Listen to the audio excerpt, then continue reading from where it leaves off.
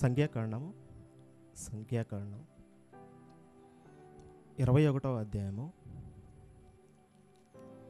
సంఖ్యాకాండం 21వ అధ్యాయము 4 నుండి ఒకసారి మనం కిందకి చదువుకుంటూ వెళ్దాం. ఈరోజు అదే మనం ఈ యొక్క అరగంట సేపు చెప్పుకునేది.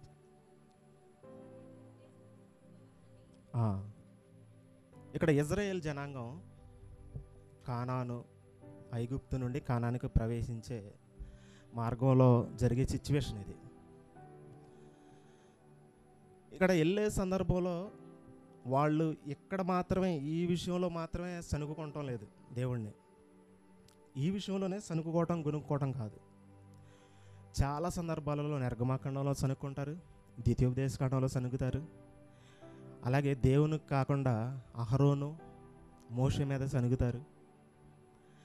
ఇలా ప్రతి చిన్న చిన్న విషయాలలో వీళ్ళు ఎప్పుడు కూడా సనుగుతూ మొదలు పెడతా ఉంటారు. ఎందుకు అలా చేస్తున్నారంటే, ఎందుకంటారు? మనలో మన మాట ఫ్రీగా మాట్లాడుకుందాం. ఆల్రెడీ ఇక్కడ దేవుడు మంచి శ్రేష్టమైన ఫుడ్ని పెడుతున్నాడు. ఆ ఫుడ్ వద్దని దాని మీద అసహించుకొని ఐగుప్తులో పెట్టే ఫుడ్ కోసం ఆశపడుతున్నారు వీళ్ళు. ఇక్కడ కూడా రాశాడు, దేవుడు క్లియర్గా రాయించాడు. అంటే దేవుడు ఒక శ్రేష్టమైన దానిని, దేవుడు ఒక శ్రేష్టంగా మంచిగా తన కాపుదలలో నడిపించుకుంటూ వస్తూ ఉన్నాడు. అది వద్దని మళ్ళీ పాత జీవితం వైపు, పాతగా తినే ఫుడ్ గురించి ఆలోచిస్తున్నారు వీళ్ళు. అది మాకు వద్దు అని పాత జీవితానికి వెళ్ళిపోతున్నారు. దేవుడు ఒక ఉన్నతమైన స్థితికి తీసుకెళ్ళాలనుకుని చూస్తుంటే వాళ్ళు ఏం చేస్తున్నారంటే, నాకు ఆ స్థితి వద్దు, నాకు నేనున్న పాత స్థితే నాకు కావాలి అని అలా ఒక ఉద్దేశం. అది మనం కూడా అంతే. కొన్నిసార్లు దేవుడు ఉన్నతమైన స్థితిలోనికి నిలబెట్టాలని చూస్తాడు, దాన్ని కాళ్ళతో తన్నుకుంటాం మనమే. దాన్ని వాక్యంలో చూస్తేనే మనకు అర్థమైద్ది కొన్నిసార్లు. ఇక్కడ మనం ఆలోచిద్దాం, క్లియర్గా చదువుకుంటూ వెళ్దాం. నేను చదువుతున్నాను చూడండి, 4వ వచనం నుండి. వారు ఎదోము దేశము చుట్టూ పోవాలననే హోరు కొండ నుండి ఎర్ర సముద్రం మార్గమున సాగినప్పుడు మార్గము ఆయాసము చేత జనులు ప్రాణమును సొమ్మసిల్లిపోయాను. వాళ్ళు ఆయాసంతో ఆ నడవలేనటువంటి స్థితిలో ఉండి, అటువంటి సిచ్యువేషన్లో గొనుగుడు అనేది మొదలైంది. వీళ్ళకి ఏ పని చేయలేనటువంటి సిచ్యువేషన్ అది. అంటే ఇక్కడ దేవుడు ఇట్లా నడిపించుకుంటూ తీసుకెళ్ళమని చెప్పాడు మోషే గారిని. ఇలా నడిపించుకుంటూ తీసుకెళ్ళమన్నప్పుడు వీళ్ళకి ఎక్కడ లేనటువంటి కోపం వచ్చేస్తుంది, అప్పుడు ఎక్కడ లేనటువంటి బీపీ వచ్చేస్తుంది. ఎందుకంటే చుట్టుపక్కల ఉన్న దేశాలని అటు తిప్పుకుంటూ ఇటు తిప్పుకుంటూ తీసుకెళ్తుంటే, అక్కడ ఉన్న జనాలను యుద్ధాలు చేపించి తీసుకొని వెళ్తుంటే వీళ్ళకి ఆయాసం వచ్చేస్తుంది. ఆయాసంతో ఏది పడితే అదే అంటా ఉన్నారు. మోషే మీద తిరగబడుతున్నారు, దేవుని మీద, దేవుని మాట మీద కూడా వాళ్ళు లక్ష్యము ఉంచలేనటువంటి స్థితిలో ఉన్నారు.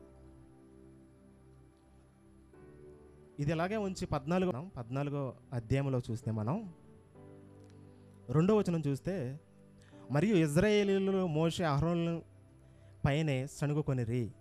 ఆ సర్వసమూహం, అయ్యో ఐగుప్తులో మేమేలా చావలేదు, ఈ అరణ్యములను మేమేలా చావలేదు, మేము కత్తి వాత చేత యెహోవా మమ్మను ఈ దేశములోనికి ఎలా తీసుకొని వచ్చెను. అంటే ఒక్క విషయంలోనే కాదు, వీళ్ళు ప్రతిదానికి చిన్న పిల్లలు కనుక ఏదో దోల పనులు చేస్తారు చూసారా. అలా చేసినప్పుడు దేవుడు ముట్టికాయలు వేసినప్పుడు మళ్ళీ సరయ్యి మళ్ళీ చీటికి మాటికి గొనుగుతూనే ఉంటున్నారు. చీటికి మాటికి గొనుగుడు మొదలవుతుంది. ఇక్కడ నిర్గమాకాండం చూద్దాం, అక్కడ కూడా ఏం చేస్తున్నారు. 16వ అధ్యాయము, ఇక్కడ కూడా 2వ వచనం చూడండి.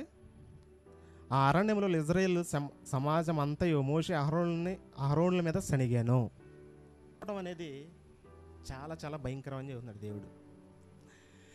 దేవుని మీద కానీ, దేవుని పంపించిన నాయకుల మీద కానీ గొనుగుడు కనుక మొదలైతే చాలా భయంకరమైనటువంటి పరిణామం ఉంటుంది అని చెప్పడానికే ఇప్పుడు నేను చెప్పే యొక్క వాక్య భావం. సంఖ్యాకాండానికి వచ్చాను. 5వ వచనం చూస్తే 21 వచనం సంఖ్యాకాండం. కాగా ప్రజలు దేవునికిని మోషేకును విరోధంగా మాట్లాడి, ఈ అరణ్యములో చచ్చుటకు ఐగుప్తు నుండి మీరు మమ్మను ఎందుకు రప్పించితిరి? ఇక్కడ ఆహారము లేదు, నీళ్లు లేవు, అన్నము మాకు అసహ్యమైనదనిరి. దేవుడు మన్నా ఇస్తే అది అసహ్యమో అని చెబుతూ ఉన్నారు. వాటర్ ఎందుకు లేవు? బండ నుండి వాటర్ వచ్చినాయి, శ్రేష్టమైన వాటర్ వచ్చినాయి. మంచి నీళ్లు లేనటువంటి ప్రాంతాలలో కూడా నీళ్లను రప్పించినటువంటి దేవుడు. ఎందుకు లేవు? చక్కగా శ్రేష్టమైన ఫుడ్ పెడుతున్నాడు. పూరేళ్ళు కానీ, పక్షులు, మాంసం లేనప్పుడు మాంసం అని ప్రతిది కూడా పోషించుకుంటూ తీసుకొస్తున్నాడు దేవుడు. అయినా కానీ మళ్ళీ ఇక్కడ ఎందుకు గొనుగుతున్నారు వీళ్ళు? చూడండి, కిందకి వెళ్తే మనం చూస్తే, అందుకు యెహోవా ప్రజలలోనికి తాపకరమైన సర్పములను పంపెను. తాపకరమైన సర్పములు. ఇక్కడ హెబ్రీ మీనింగ్లో ఈ సర్పాలనే సెరాఫీమ్ అని ప్రస్తావించారు. సెరాఫీమ్ అంటే అగ్ని లేకపోతే దహించేస్తుంది, అగ్నితో కాలుస్తుంది లేకపోతే దహిస్తుంది అని ఆ యొక్క పదం చెబుతుంది. ఇక్కడ హెబ్రీ పదంలో ఇక్కడ దేవుడు సర్పాలని సెరాఫీమ్ అని ఇక్కడ పలికినప్పుడు ఆ తాపకరమైన సర్పాలు, అగ్ని సర్పాలు, అలాంటి భయంకరమైనటువంటి సర్పాలని పంపించాడు. పంపించినప్పుడు అనేక మంది, వేల మంది, లక్షల మంది, కొన్ని లక్షల మంది బయలుదేరుతున్నారు కదా, చాలామంది చచ్చిపోయారు. ఆ సర్పం కాటుకి చాలా భయంకరమైనటువంటి వేదనతో ఆ కాటు వేసిందంటే సర్పం మండిపోతుంది లోపల. అంత భయంకరమైనటువంటి నొప్పి, అంత భయంకరమైనటువంటి విపరీతమైన మంట, దాన్ని తట్టుకోలేనటువంటి పరిస్థితి, ఎమ్మంటి స్పాట్లో చచ్చిపోతున్నాడు మనిషి. తాపకరమైన సర్పాలను పంపించినప్పుడు దేవుడు ఆ సర్పాలని ఆ జనాలలోకి వచ్చేసిన ఒక్కసారి వేడారి ప్రాంతాల్లోకి, ఆ ప్రాంతాల్లోకి వచ్చిన తర్వాత అనేక మందిని చంపేసిన. ఎప్పటికే ఆల్రెడీ కాటు తిన్న వాళ్ళు కూడా అక్కడ ఉన్నారు. కాటు తిన్నటువంటి వాళ్ళు కూడా అప్పటికప్పుడు స్పాట్లో ఆ వేదనను భరించలేక, ఆ యొక్క సమస్యని, ఆ భయంకరమైన నొప్పికి భరించలేక ఒళ్ళంతా మండిపోతూ ఉంది. దానిని భరించలేక ఆ భరించలేనటువంటి వేదనతో చచ్చిపోయారు కొంతమంది. ప్రభువా మమ్మల్ని క్షమించండి ప్రభువా అని మళ్ళీ మోషే దగ్గరికి వచ్చి మోషే ద్వారాగా దేవుడిని విన్నపాన్ని వేడుకుంటున్నారు. అప్పటికి చాలామంది చనిపోయారు. అలా గొనుక్కోవడం ఎందుకు? చచ్చిపోవడం ఎందుకు? గొనగొట్టం ఎందుకు? చచ్చిపోవడం ఎందుకు? ఎంత భయంకరమైన శిక్షకు పాత్రులు అవుతున్నారు చూసారా? దేవుని యొక్క మాటను నిర్లక్ష్యం చేస్తే, దేవుడు పెట్టిన రూల్ని ఫాలో అవ్వకపోతే, దేవుడు ఒక శ్రేష్టమైన దాన్ని ఇచ్చినప్పుడు, ఒక శ్రేష్టమైన ఒక రక్షణలో నడిపించుకుంటూ వెళ్ళినప్పుడు ఆయన కనికరం, కృప, దయ, ప్రేమ ప్రతిది కూడా చూసుకుంటూ, పగలో రేత్రే పగలలాగా ఉంది, వాళ్ళకి ఎండ వేసినప్పుడు ఎండ లేకుండా మేఘస్తంభాలు చూపించుకుంటూ, అడ్డు పెట్టుకుంటూ, వాళ్ళని ఒక చిన్న, అసలు మంచి ఒక గొర్రెలు మేపే ఒక కాపరి ఎలా మేపుతాడంటే, పక్కన ఏమన్నా జంతువులు ఉండా వాటిని పక్కనకి వెళ్ళకుండా దగ్గరుండి మేపునట్టుగా మేపుకుంటే తీసుకొస్తున్నాడు దేవుడు. అంతగా చేసినా కానీ వీళ్ళు ఏం చేస్తున్నారు? మళ్ళీ పాత జీవితాన్ని, పాత జ్ఞాపకాల్లోకి వెళ్ళిపోతున్నారు. ఆ తాపకరమైన సర్పాలకి ఆ ఎత్తడ భయంకరమైనటువంటి స్పాట్లో చచ్చిపోవడం జరిగింది. 7వ వచనం చూస్తే, కాబట్టి ప్రజలు మోషే యొద్దకు వచ్చి, మేము యెహోవాకు నీకును విరోధముగా మాట్లాడి పాపము చేసితిమి. యెహోవా మా మధ్య నుండి ఈ సర్పమును తొలగించమన్నట్లు ఆయనను వేడుకొనమనిరి. యెహోవాకి ప్లస్ మోషేకు కూడా అని చెబుతున్నారు ఇక్కడ. మోషే దగ్గర అంటే మోషే కంటికి కనిపిస్తున్నాడు కాబట్టి ఆయన ఎట్టబడితే అట్ట తిట్టేస్తున్నారు. మోషేతో పాటు దేవుణ్ణి కూడా అలాగే తిట్టేస్తున్నారు, కంటికి కనిపించినటువంటి దైవాన్ని. భయంకరమైనటువంటి బాధలకు భరించలేక చనిపోయారు, చాలామంది చచ్చిపోయారు. ఆ కాటు తిన్న వాళ్ళు కూడా చావు బ్రతుకుల్లో ఉన్నారు. అప్పుడు ఇంకో జస్ట్ ఒక 2 నిమిషాలు 3 నిమిషాలు ఉందనగా చనిపోతారు అన్న వాళ్ళు కూడా అప్పుడు స్పాట్లో బ్రతకడం మొదలవుతారు. వాళ్ళ జీవితం కొనసాగించడానికి మరొక అవకాశాన్ని దేవుడు ఇక్కడ చూపిస్తూ ఉన్నాడు. చూడండి ఆ అవకాశం ఏంటో. 8వ వచనం చూస్తే, మోషే ప్రజల కొరకు ప్రార్థన చేయగా యెహోవా నీవు తాపకరమైన సర్పలము వంటి ప్రతిమను చేయించి స్తంభం మీద పెట్టము.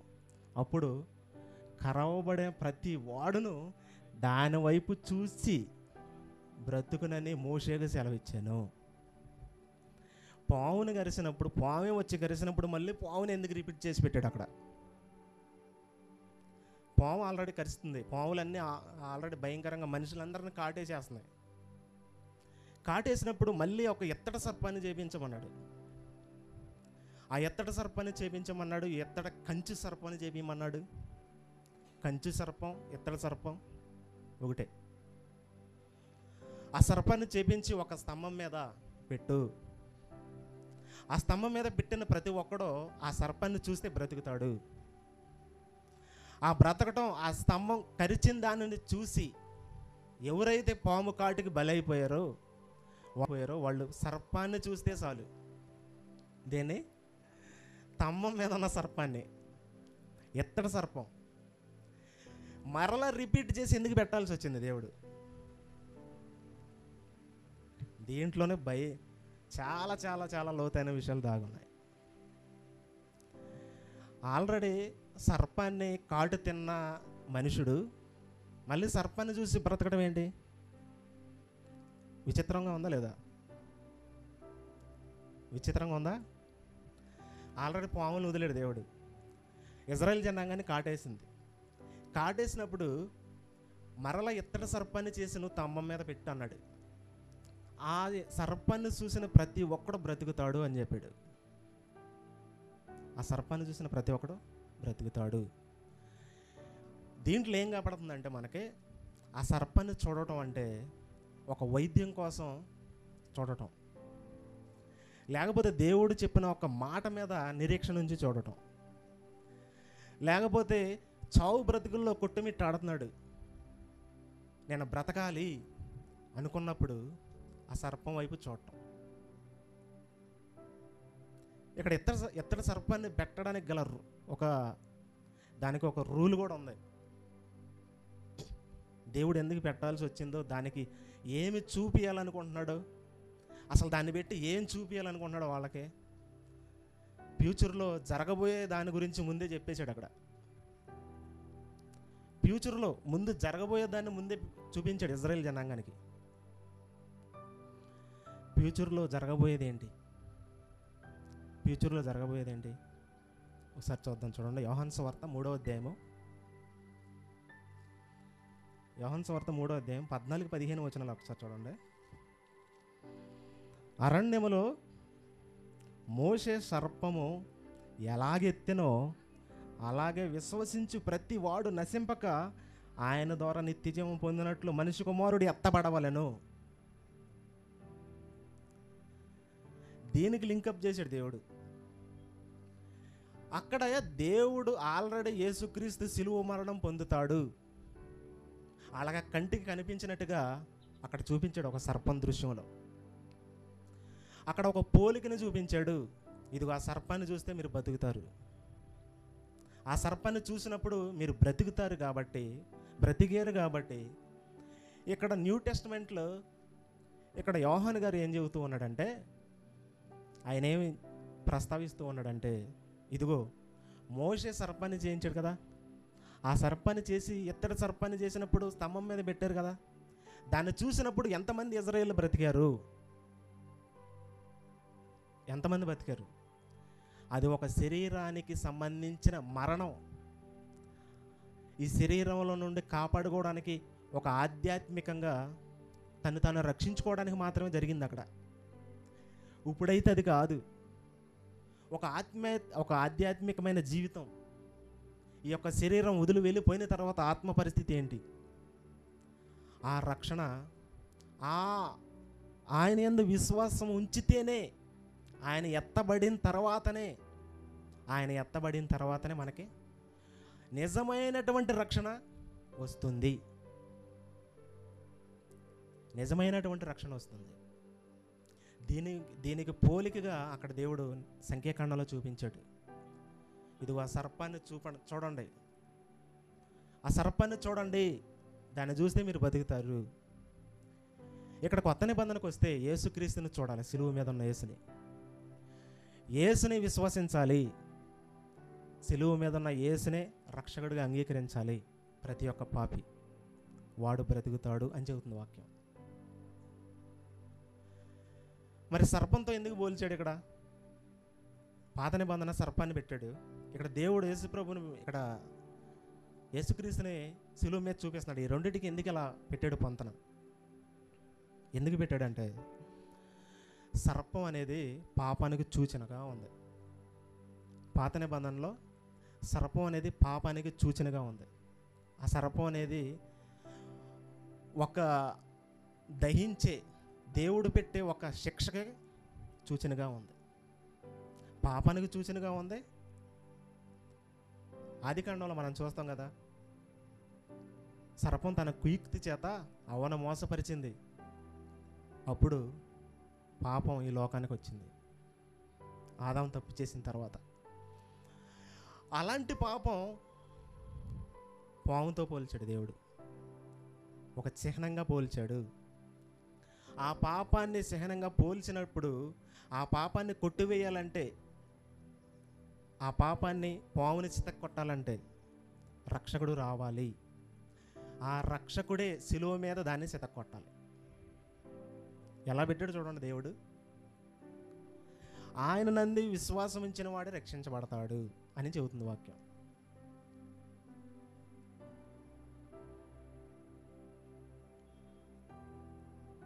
ఆయన యందు విశ్వాసం ఉంచిన వాడే రక్షించబడతాడు.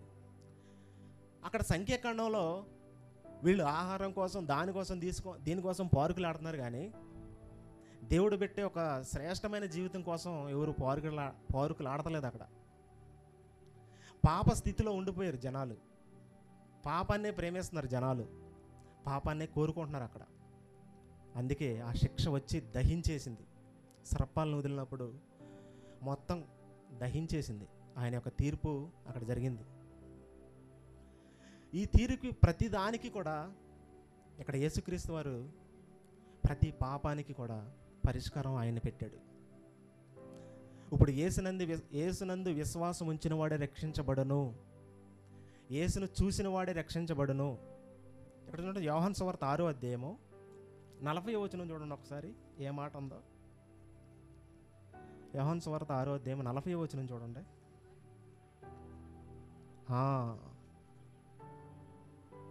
అది కుమారుని చూసి ఆయన యందు విశ్వాసం ఉంచి ప్రతి వాడు నిత్యజీవం పొందేటే నా తండ్రి చిత్తము, అంత్యదినంలో నేను వానిని లేపుదును. ఎక్కడైతే యేసుక్రీస్తుని చూడాలి, ఆయన చూసిన వాడే లెగస్తాడు, ఆయన చూసిన వాడే లెగుస్తాడని చెబుతున్నాడు దేవుడు. ఆయన నమ్మిన వాడే లెగుస్తాడని చెబుతున్నాడు. ఆయన యందు విశ్వాసం ఉంచిన వాడే లెగుస్తాడని చెబుతున్నాడు. అలాగే ఇజ్రాయేల్ జనాంగం ఆ భయంకరమైనటువంటి ఆ సర్పాలకు బలి అయిపోయారు. చాలామంది పాపానికి చోటించేసినప్పుడు ఆ పాపానికి ఆ శిక్ష పొందేశారు కొంతమంది. దేవుడు శిక్షిస్తున్నాడు అంటారు చాలామంది. దేవుడు అసలు శిక్షే విధించతలా. ఆయన ఎప్పుడు ప్రేమగా చూసేవాడే కానీ ఆయన శిక్షించడు. మరి శిక్షించేది ఏంటి? మనం చేసే పొరపాట్లు, మనం చేసే తప్పుదమ్ములు, మనం చేసే భయంకరమైనటువంటి ఆ జీవితమే ఆ పాపం కాస్త పెరిగిపోయి ఆ శిక్షకి దారితీస్తుంది. అలాగే ఇజ్రాయేల్ జనాంగం కూడా అలాగే తయారయ్యారు. ఇజ్రాయేల్ జనాంగం కూడా ఆ శిక్షకి పాత్రులుగా వాళ్ళే కొని తెచ్చుకున్నారు. వాళ్ళే కొని తెచ్చుకున్నారు.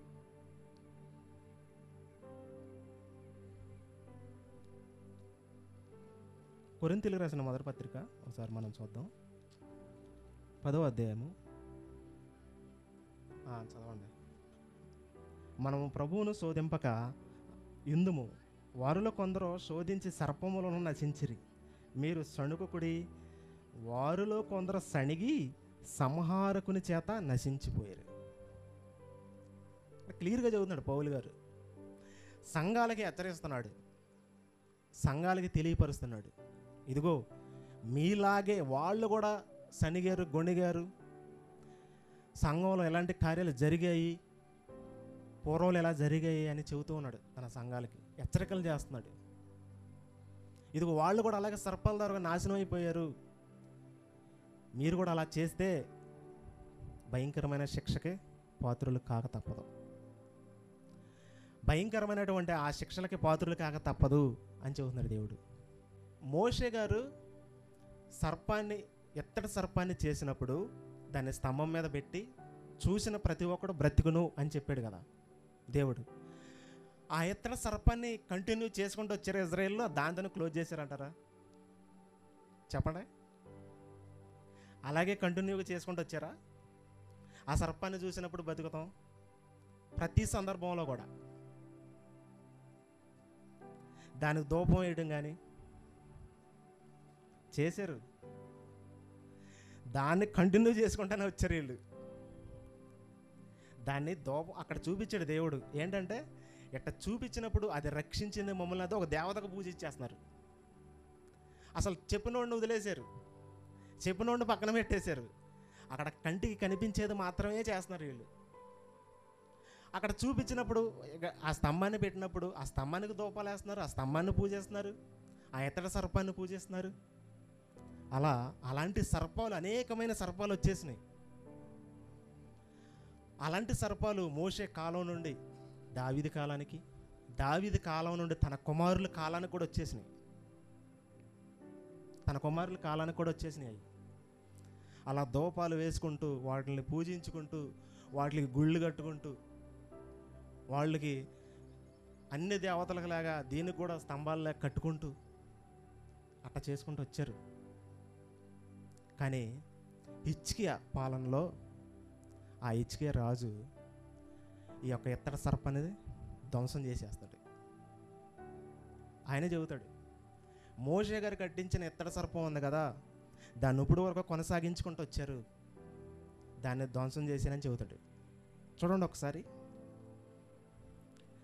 రాజుల 2వ గ్రంథం 18వ అధ్యాయము 4వ వచనం నుండి ఒకసారి చూద్దాం.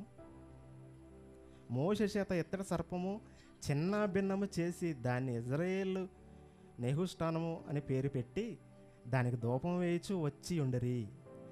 అతడు ఇజ్రాయేలు దేవుడైన యెహోవా యందు విశ్వాసముంచిన వాడు అతనే. తరువాత వచ్చిన యోధ రాజులలో అతని పూర్వీకులైన రాజులను అతనితో సమానమైన వాడు ఒకడునూ లేడు. ఇక్కడ చెబుతున్నాడు. అప్పుడు దాకా కొనసాగుతూనే ఉన్నారు వీళ్ళు. ఈ రాజు వచ్చి పగలగొట్టేశాడు దాన్ని.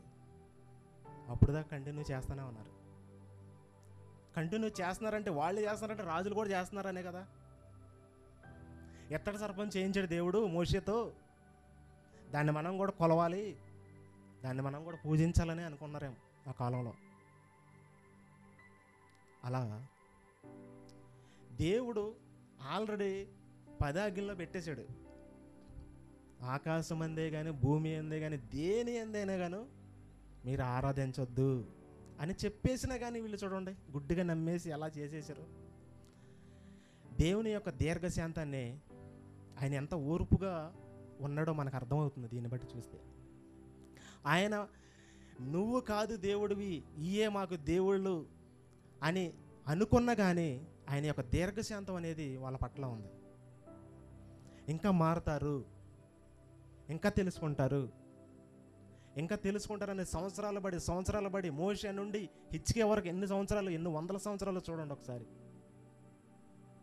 అన్ని వందల సంవత్సరాలు ఈ యొక్క దీపస్తంభమే కాదు, అనేక మంది దేవతా ప్రతిమలను చేసేసుకున్నారు వాళ్ళు. దీంతోపాటు అనేక మంది ఆరాధించే దైవాల్ని వీళ్ళు ఆరాధించడం మొదలేశారు. సొలొమోను పాలనలో కానీ తన చేసుకున్న భార్యలు ప్రతి ఒక్క దేవతనే అన్ని దేవతలని ఎంతమంది 1000 మందిని చేసుకున్నాడు కదా. 1000 మందిని చేసుకుంటే 1000 మంది వాళ్ళు అన్నిలు సగం మంది వాళ్ళు ఆరాధించే దైవాలన్నిటికీ గోపురాలు కట్టేశాడు. చూడండి ఎంత భయంకరంగా ఉందో. అసలు నిజ దేవుడు అంటే ఆయన రక్షించుకుంటూ కానానికి నడిపించిన తర్వాత కూడా వదిలేసి మళ్ళీ తెలుసుకోవటం ఇట్లా జరుగుతూనే ఉంది ప్రొసీజర్. ఇప్పుడు కూడా అలాగే ఉంది. ఇప్పుడు కూడా క్రీస్తుని నమ్ముతున్నాం మనం. నమ్మిన తర్వాత ఏమన్నా సంతోషంగా హంగామాగా ఏదన్నా హ్యాపీగా సంతోషంగా ఉంటే దేవుడిని మర్చిపోతాం. అసలు చర్చి వాతావరణమే మనం మర్చిపోతాం. చర్చికి వెళ్ళే ఆలోచన కూడా మనకు రాదు. ఆ దేవుని యొక్క వాక్యంలో ఉన్న ఆ యొక్క స్థితిని కూడా మర్చిపోతాం మనం. అలాంటప్పుడే దేవుణ్ణి పూర్తిగా బయట పెట్టేస్తాం మనం. అలాంటి స్థితిలోనే దేవుణ్ణి పక్కన పెట్టేస్తున్నాం. ఏంటంటే మనకున్న ఇంపార్టెన్స్కి ఎక్కువ ఇచ్చేస్తున్నాం మనం. మనకున్న ప్రతి దానికి ఇంపార్టెంట్ ఇచ్చేస్తున్నాం దేవుడి కంటే ఎక్కువ. వాళ్ళు చేసేది మనం చేస్తున్నాం ఇప్పుడు కూడా. సో అలా ఉంటే ఇక్కడ ఏం చెబుతున్నాడు దేవుడు? నేను సర్వశక్తి గల దేవుణ్ణి అని చెబుతున్నాడు. అలాగే ప్రతీది కూడా అక్కడ వాళ్ళు తప్పు చేశారు, చాలామంది చనిపోయారు, దేవుణ్ణి శోధించారు, పరీక్షించారు, గొనుగుకున్నారు. ఇప్పుడు ఈ కాలంలో కూడా సంఘాలలో అనేకమైన సమస్యలు, ఇబ్బందులు, ఆటంకాలు వస్తూనే ఉన్నాయి. అపవాది అనేవాడు అలాంటి వాటికి చిక్కులు పెట్టేది. వాటిని ప్రతీది కూడా పరిశీలించి చూడాలని చెప్పాడు వాక్యం ద్వారాగా. అలా పరిశీలించినప్పుడే అందులో ఉన్న వాస్తవం ఏంటో, ఉద్దేశం ఏంటో మనకు తెలిసిద్ది. క్రీస్తు ప్రేమ అంటే ఏంటో మనకు తెలిసిద్ది. ఆయన యొక్క కాపుదల, కృప. నిర్లక్ష్యం చేస్తున్నామేమో అన్నది నాకు అర్థమైంది ఈ విషయంలో. ఆయన ఇంకా కాపుదలతో చూస్తున్నాడు, ఇంకా నిర్లక్ష్యం చేస్తున్నాము మనం. ఆయన యొక్క దీర్ఘశాంతాన్ని ఇంకా పరిశీలిస్తున్నాం మనం. ఇంకా దీర్ఘశాంతం అంటే మనమే చిన్న చిన్న పొరపాట్లు ఏదైనా చేస్తే మనమే సహించలేము అసలు. అలాంటప్పుడు ఇన్ని లక్షల మంది, ఇన్ని కోట్ల మంది దేవుడికి విరుద్ధంగా వేరే దైవాలను ఆరాధిస్తుంటే ఆయనకి ఎలా ఉంటుంది చెప్పండి? ఈ ప్రపంచం మొత్తంగా, ఈ ప్రపంచవ్యాప్తంగా ఇప్పుడు ఎలా ఉంటుంది చెప్పండి? ఇప్పుడు క్రైస్తవులే దాంట్లోనే సగం మందే నిజంగా లేరు, పూర్తిగా దేవుణ్ణి ఆరాధించతలా. అలాంటప్పుడు అనేక మంది అన్ని జనులు కానీ వీళ్ళందరూ కూడా దారి తప్పిపోయి అసలు దేవుడు నానా విధాలుగా ఉన్నాడని నానా విధాలుగా పూజలు చేస్తున్నారు. మరి వాళ్ళని చూసి దేవుడు ఏమనుకోవాలి? ఆయన అందుకనే బాధపడుతున్నాను అంటున్నాడు. అందుకే నిన్ను నన్ను సువార్తకు వెళ్ళండి అని చెబుతున్నాడు. సో ఆలోచిద్దాం, గ్రహిద్దాం.